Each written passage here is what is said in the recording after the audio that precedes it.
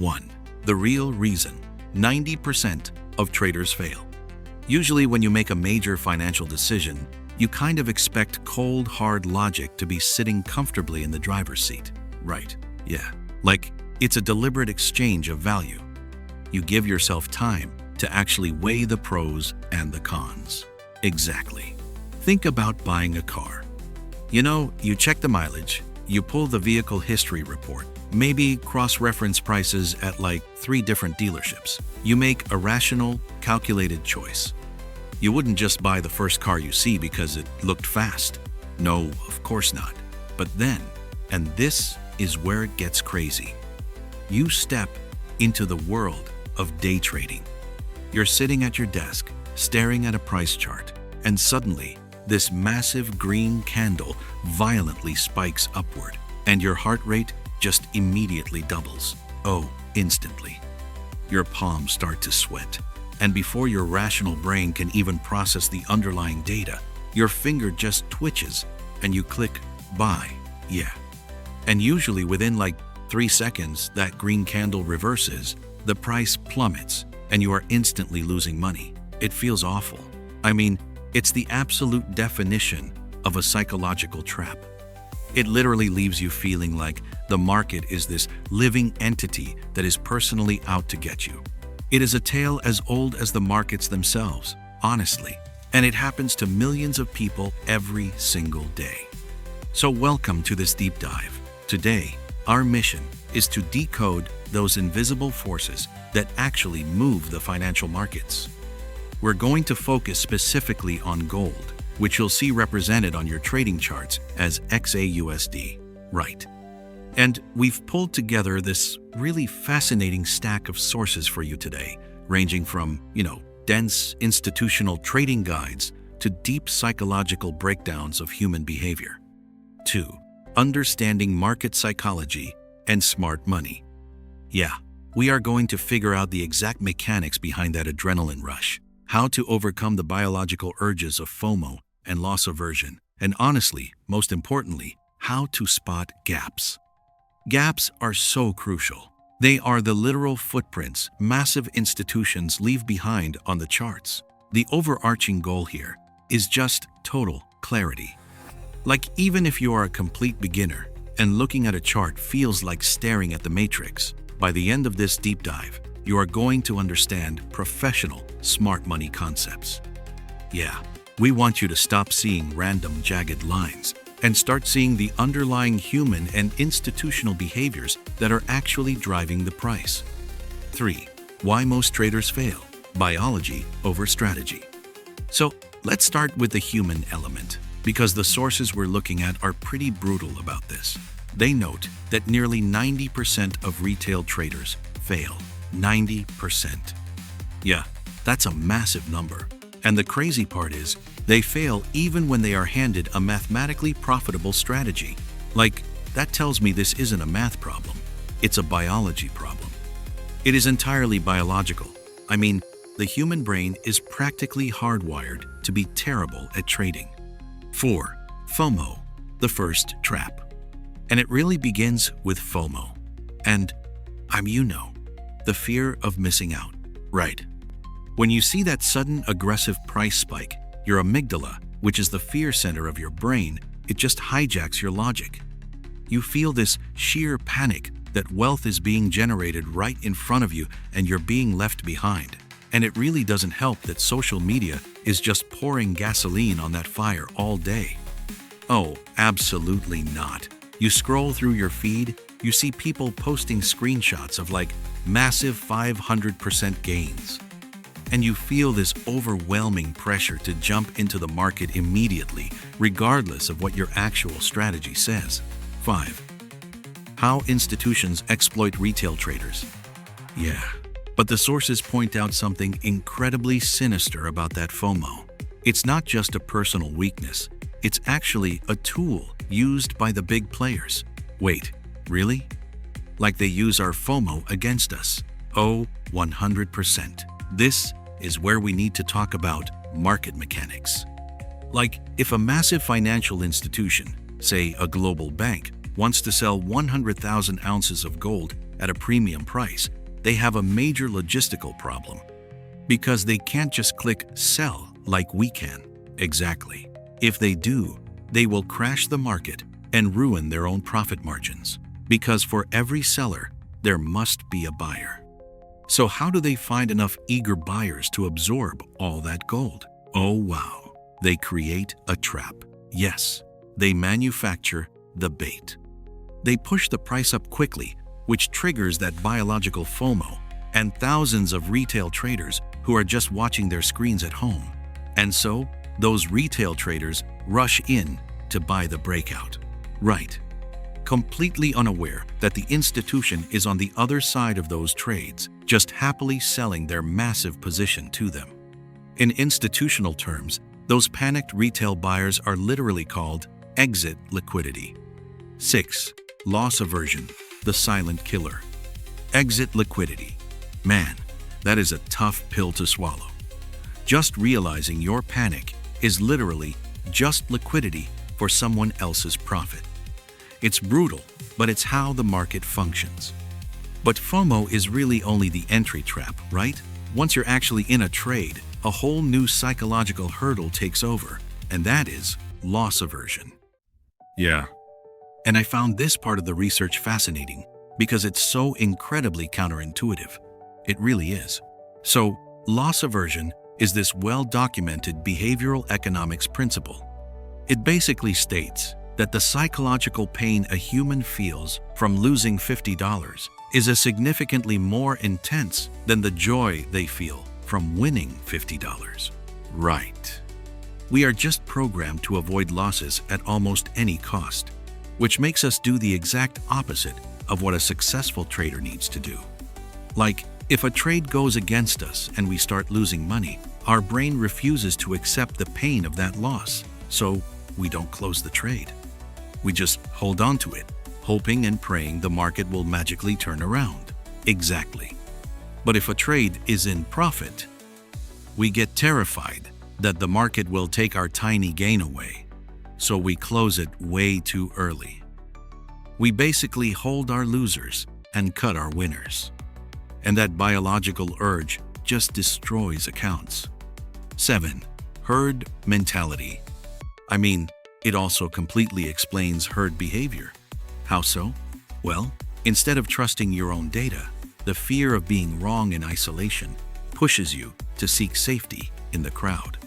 You start jumping into crowded, overhyped trades because you figure, well, if everyone else is doing it, it must be safe. 8.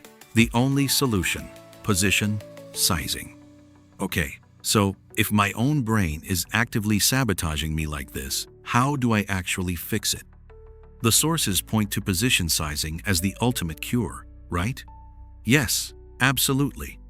The golden rule here is strictly risking only 1 to 2% of your total capital per trade, or, an amount you're entirely comfortable losing completely. Let me ask you this, though. Why is that specific math so magical? Like, what does risking 1% actually do to the brain? It fundamentally removes the existential threat.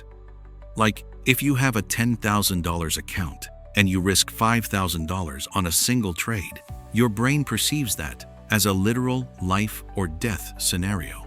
Right. The amygdala takes over. Exactly. You start sweating, logic vanishes. But if you only risk $100, which is 1%, your brain doesn't register it as a severe threat, so your heart rate stays calm. Yes. Your logical prefrontal cortex stays online, allowing you to actually analyze the chart rationally. That makes perfect sense. I mean, if you are risking money you need for rent, you aren't trading the market anymore. You're just managing your own anxiety. It's basically a casino at that point. It really is. Like, without a predefined stop loss and strict sizing, you might as well be pulling lever on a slot machine. It's the literal definition of gambling. Professional traders accept that losses are simply the overhead cost of running a trading business, much like a restaurant owner accepts the cost of buying ingredients. 9. Understanding gold. XAUUSD. Right. Okay. So we've established how human fear dictates our actions. Let's pivot and look at an asset that is practically the global monument to fear, which is gold. Yes, gold, or XAUUSD. Yeah, for the beginner looking at a platform, XAUUSD is simply the ticker symbol. It just represents the price of 1 single ounce of gold measured in US dollars. But treating it like just another stock chart is a huge mistake. Well, treating gold like a regular stock will get you crushed. Gold is macroeconomic barometer. It doesn't generate earnings and it doesn't pay a dividend yield. Right, just sits there. Exactly, because that its value is entirely relative to other global forces. 10. Gold and DXY relationship. Most notably, it moves inversely to the DXY. Let's define the DXY for a second. That is the US dollar index, which measures the strength of the dollar against a basket of other major foreign currencies like the euro and the yen. Correct. So if the US dollar is showing strength and the DXY is going up, it takes fewer dollars to buy an ounce of gold. So the XAUUSD chart goes down. They act like a seesaw. Oh, I see. Furthermore, gold drops when interest rates rise. Like if a bank is offering a 5% guaranteed yield on a savings account, holding physical gold that pays you nothing becomes very unattractive to investors. 11. Gold as a safe haven, the lifeboat concept. But when things get ugly, that dynamic flips entirely. The sources use this incredible lifeboat analogy. Oh, I love this analogy. Right. Imagine the global economy is a giant cruise ship. When the seas are calm and the weather is beautiful, everyone is up on the deck putting their money into riskier assets like stocks or tech startups, having a great time. Exactly. But suddenly, a massive storm hits. Maybe inflation spirals out of control or a major geopolitical conflict breaks out. That cruise ship starts taking on water. And fiat currencies, paper money that governments can just print endlessly, suddenly seem very, very fragile. Exactly. So what do the passengers do? They sprint for the lifeboats. Gold is the ultimate financial lifeboat. I mean, it has been a recognized store of value for thousands of years. And the more severe the global panic, the more valuable a seat in that lifeboat becomes, and the price of gold skyrockets. 12. When to trade gold. Kill zones. Because it is so hyper-reactive to global news and institutional panic, you can't just sit down at 9 p.m. on a Tuesday and expect to trade it effectively, can you? No, definitely not. The sources strictly outline what they call kill zones. You shouldn't trade gold all day. Let's break those down. For beginners, you have the Asian trading session, which runs roughly from 7 p.m. to 2 a.m. Eastern Time. Our sources say to generally avoid this if you are looking for major moves. Right. It's low volume, it's choppy, and it rarely sets the actual trend for the day. So, when should we trade? Well, the Asian session is essentially the market taking a breath. The real institutional volume, the billions of dollars, wakes up during the London session from roughly 3 a.m. to 11 a.m. Eastern. And then you get the most aggressive window of the day, which is the New York AM session from 8:30 a.m. to noon. For a few hours, London and New York are open at the exact same time. That overlap is the absolute peak of market liquidity. 13. What is a gap? Market imbalance. So, if we know when the massive banks are operating, how do we actually see them? I mean, they move too much money to hide. Right. We mentioned earlier that they leave footprints. Let's talk about the biggest footprint of all, the gap. Gaps are fascinating. To understand the gap, you first have to understand normal price delivery. Okay, lay it on me. Normal price movement is like an auctioneer slowly walking up the bids. $10, $11, $12. On a candlestick chart, the wicks of the candles overlap nicely. Every single price point was offered and agreed upon by buyers and sellers.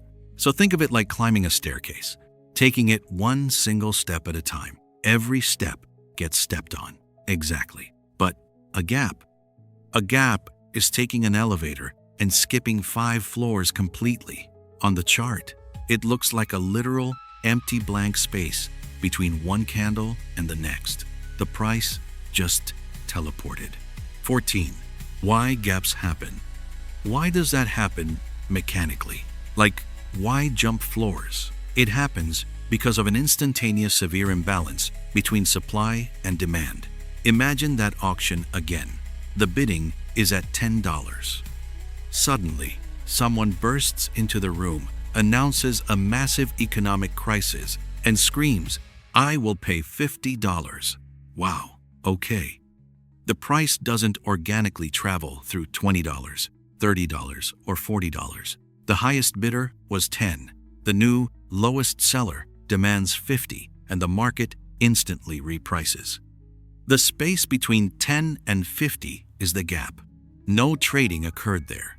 And what triggers that guy bursting into the room? Usually, it's major economic data dropping. Things like the CPI, which is the inflation report, or the NFP, which is the U.S. jobs report. Right. The second those numbers are released, algorithms process the data in milliseconds, pull all their old orders, and slap down new ones, way higher or way lower. 15. Weekend gaps and slippage risk. And there is a very specific dangerous variation of this called the weekend gap. Oh yes, the weekend gap. It's vital to understand the difference between crypto and traditional markets like forex and gold here. Like crypto, trades 24 hours a day, 7 days a week. It absorbs news in real time, constantly.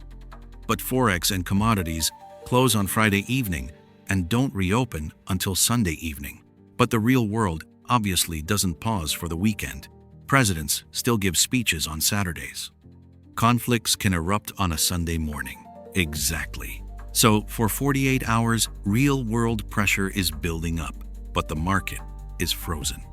When the bell rings and the market finally opens on Sunday evening, the price has to violently snap to catch up to the new reality. It creates a massive weekend gap, which introduces a terrifying concept called slippage. Yes, let's explain slippage. Let's say it's Friday, and you buy gold at $2,000.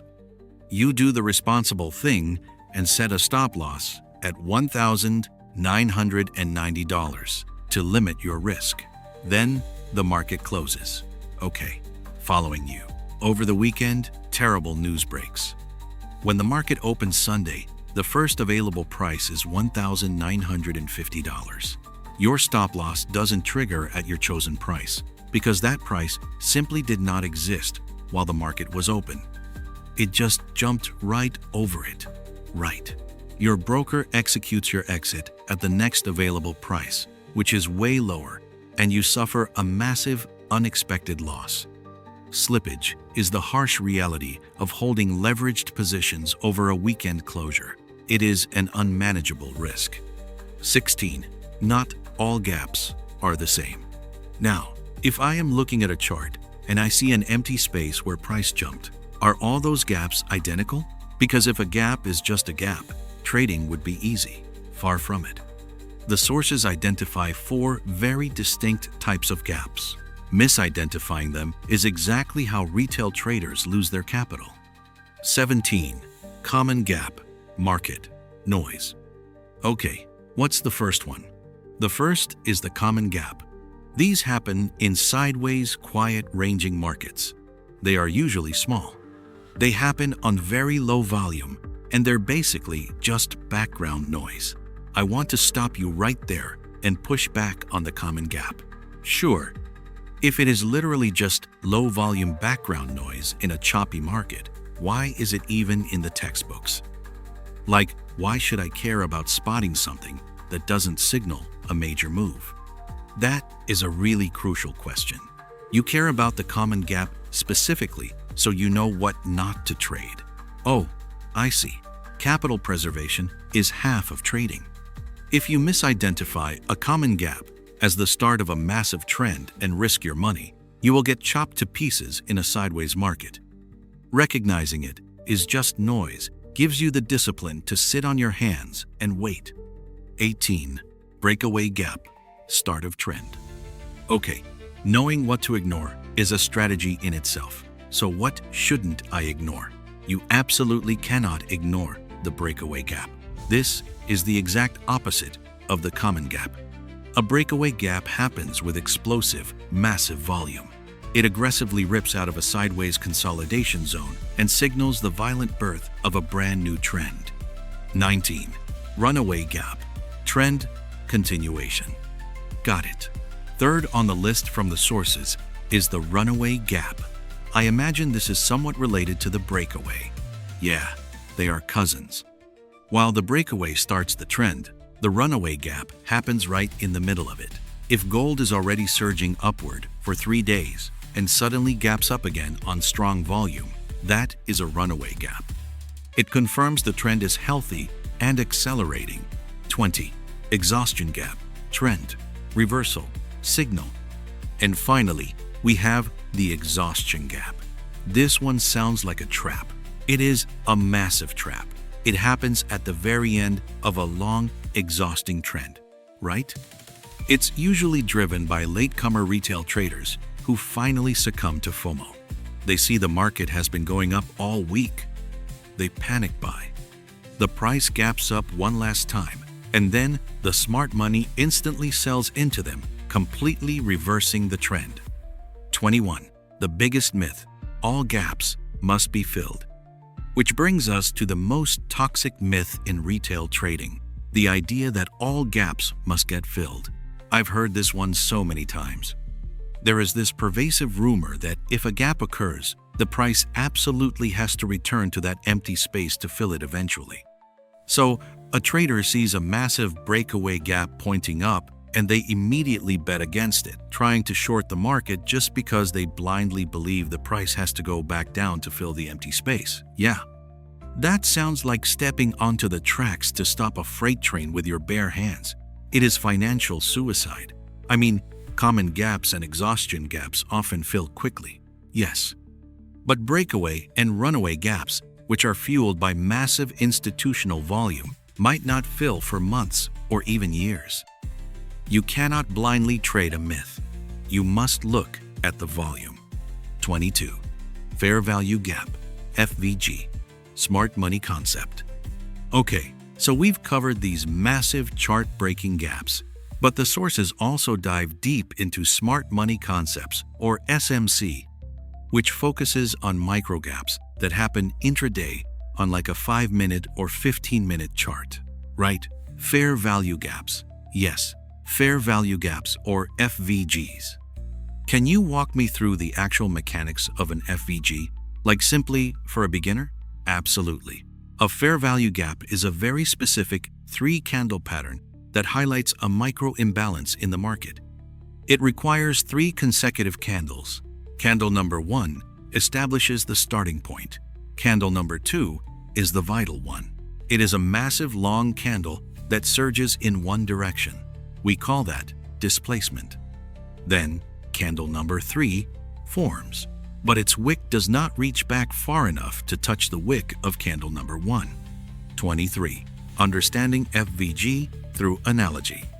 So, I tried to picture this like a relay race. Candle 1 is the starting block. Candle 2 is a sprinter who blasts off the block so incredibly fast with so much displacement that his shoes literally fly off and are left behind on the track. I like that. And then candle 3 is the finish line. Because the sprinter moves so violently, there is now an empty stretch of track between the start and the finish where his shoes are just sitting there. That empty space is the fair value gap. 24. Why price returns to FVG. That is a brilliant way to visualize it. The empty space represents an area where price moves so violently that the market couldn't pair up buyers and sellers efficiently. The institutional algorithms essentially dropped a massive order, but only part of it got filled before the price ran away. And this explains the mechanism of why price so often returns to an FVG. The bank didn't mean to leave those orders behind. They still need to buy more gold at that specific price. Exactly. So, the market naturally gravitates back. It jogs back down the track to pick up the shoes, grabs those remaining orders, and then continues on its original path. Exactly. The institutions use these microgaps as magnets to finish their business. 25. Stop loss placement. Critical mistake. And understanding this completely changes how you place your stop loss. How so?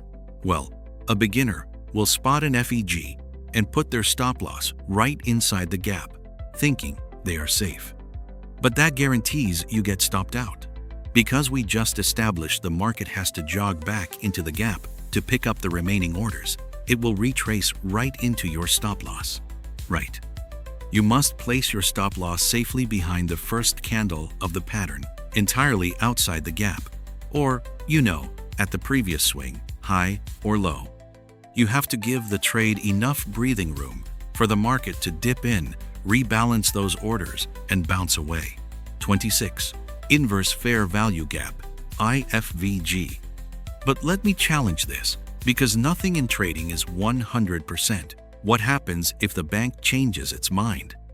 Like, what if the market dips into that fair value gap, but instead of bouncing, it just crashes straight through the floor and closes below it? Does the pattern just vanish? It doesn't vanish.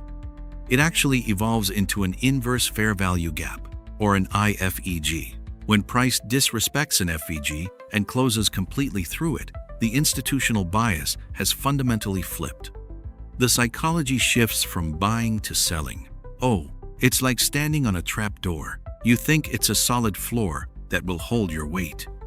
But the moment you crash through it, that exact same piece of wood is now above your head. What was acting as support has inverted to become resistance. That's exactly it.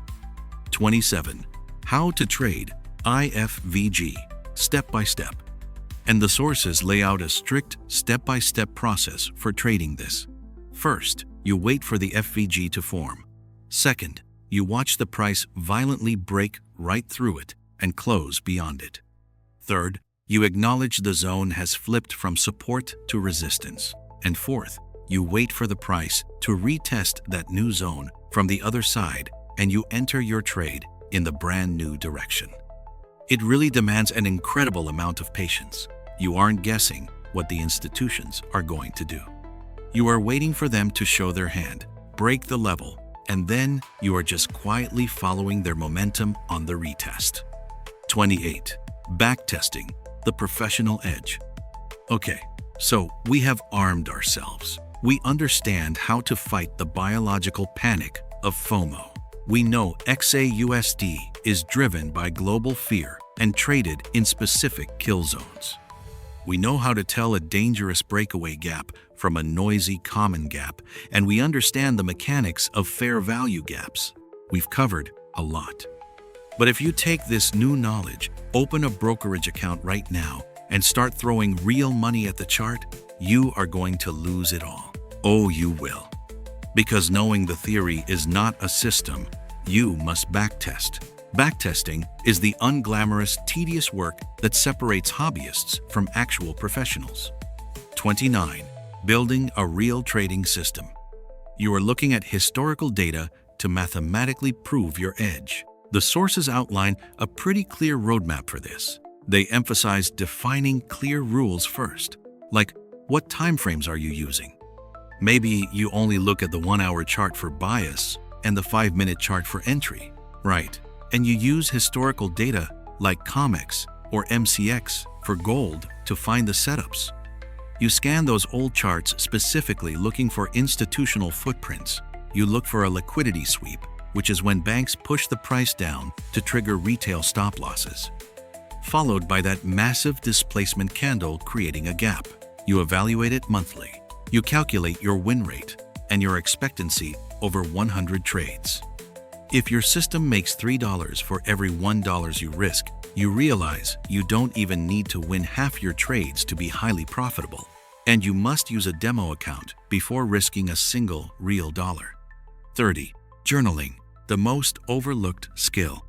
But honestly, The most critical step the sources demand is journaling. You have to journal the setup, and you must journal your emotions. Honestly, that is the one step I would naturally want to skip. Most people do. If I am looking at hard data, win rates, and candlestick patterns, why do I care how I felt? Like, dear journal, I was tired today. Why does that matter? It matters because your spreadsheet of profits and losses only tells you what happened. It says you lost $50, but your emotional journal tells you why you made the mistake. When you review your journal, you might notice a pattern. Like every time you trade after a poor night's sleep, you enter trades early out of FOMO, before the candle actually closes. You aren't failing because your technical strategy is bad. You are failing because fatigue compromises your emotional control. 31. Final truth about trading. That brings this entire deep dive full circle. If your amygdala is hardwired to panic and your brain naturally wants to hold losers and sell winners, the best technical strategy in the world is totally useless unless you build a strict, emotionally aware system to override your own biology. Precisely, you were building a framework of discipline to protect your capital from yourself. 32. Final insight and reflection. This has been a masterclass. We have mapped out the entire journey from managing the primal fear of loss and using 1% position sizing to understanding why gold operates as the world's ultimate panic asset. Yeah, and decoding the charts too. Right. We broke down how news creates violent supply imbalances that result in gaps, the severe danger of holding forex over the weekend, and exactly how to trace institutional footprints using fair value gaps and inverse FVGs. And we grounded it all in the mandatory practice of backtesting and journaling. It is a profound shift in perspective. Yeah. Stop reacting to the flashing lights of the market, and you start actively hunting for the logical imbalances. 33. The future of trading, AI versus human behavior. But before we wrap up, I want to leave you with one final provocative thought to mull over. We just spend all this time learning to exploit fair value gaps, which fundamentally exist because human trading is inefficient. Institutions can't fill their massive orders instantly without leaving gaps. But we are entering an era of incredibly advanced algorithmic AI trading. These AIs can process global news, identify a gap, and execute millions of microtransactions in literal milliseconds. If algorithms become flawless at perfectly distributing liquidity, well, there eventually come a day where these inefficiencies are completely priced out. That's a scary thought for day traders. Will the gap simply cease to exist on our charts? Or will the raw, unpredictable nature of human panic, geopolitical shocks, and irrational fear ensure that the market always remains perfectly imperfect? I think as long as there is a human being somewhere reacting to a breaking news headline, there will always be a footprint of fear left behind on the chart. I think you're right. 34. Closing message. Thank you for joining us on this deep dive. Next time you're sitting at your desk and you see that massive green candle spike out of nowhere, take a breath. Don't let your heart rate spike with it. Don't see it as a threat, and don't see it as a missed opportunity to panic buy. Look at it logically. It is just a footprint waiting for you to follow it. Until next time.